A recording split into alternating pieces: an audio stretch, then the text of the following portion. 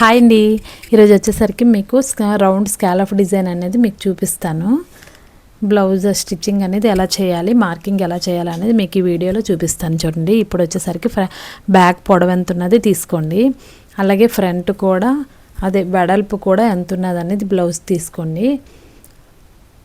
ఇప్పుడు వచ్చేసరికి షాల్ట్ తీసుకోండి. షాల్ట్ వచ్చేసరికి 3.5 తీసుకోండి. అలాగే నెక్ వచ్చేసరికి 3.5, షోల్డర్ వచ్చేసరికి 3 ఇంచెస్.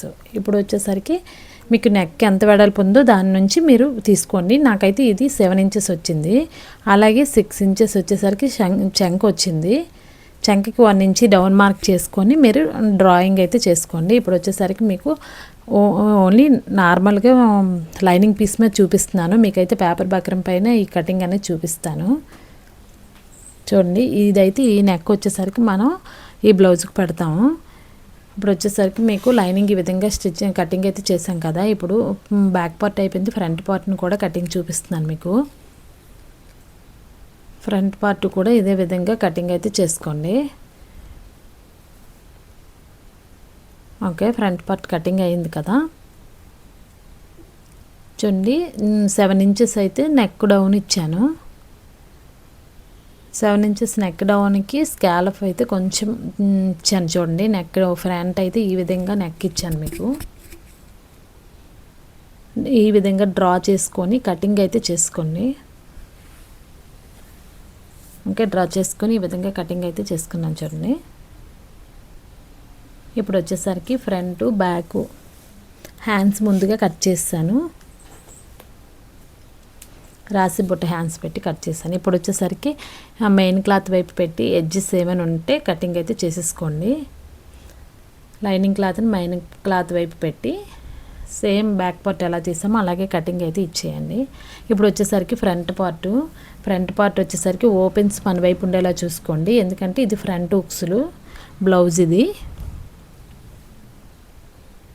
చూడండి, ఇప్పుడు వచ్చేసరికి ఫ్రంట్ పార్ట్ కూడా మనం లైనింగ్ పీస్ని పెట్టి మెయిన్ క్లాత్ని కటింగ్ అయితే చేసేద్దాం.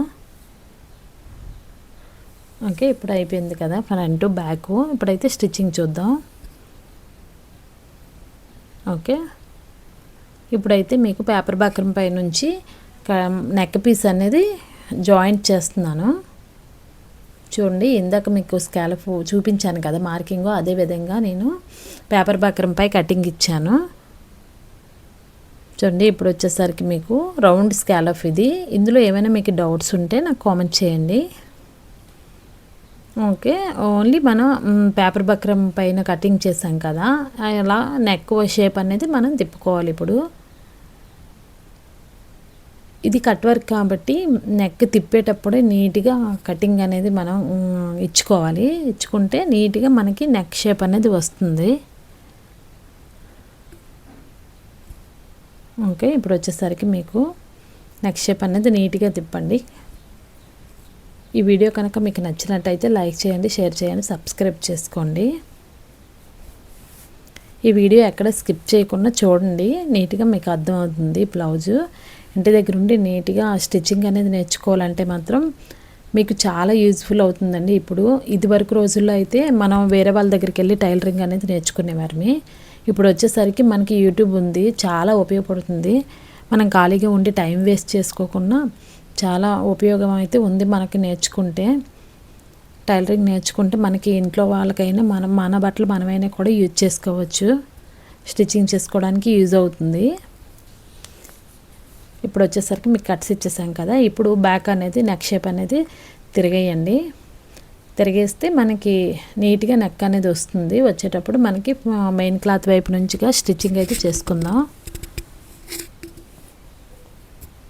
మెయిన్ క్లాత్ నుంచి స్టిచ్చింగ్ అయితే చేసుకుందాం. చాలా యూజ్ అండి. ఇంట్లో మనం ప్రతిదీ టైలరింగ్ అయితే చాలా ప్రతి మనిషికి కూడా యూజ్ అవుతుంది.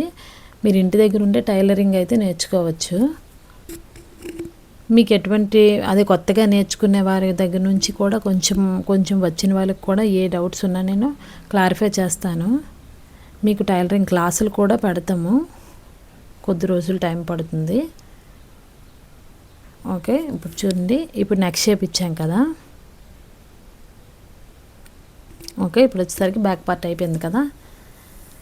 వచ్చేసరికి మీకు చూడండి స్టిచ్చింగ్ అంతా కటింగ్ అంతా బ్యాక్ చూపించాను కదా, ఇప్పుడు ఫ్రంట్ కూడా స్టిచ్చింగ్ అయిపోయింది. ఇప్పుడు మీకు బ్లౌజ్ ఇలా వచ్చింది ఫైనల్గా చూపిస్తున్నాను చూడండి. ఇది వచ్చేసరికి నెక్ షేప్ ఇలా వచ్చింది. హ్యాండ్స్ వచ్చేసరికి రాసి బొట్ట హ్యాండ్స్ ఇచ్చాను.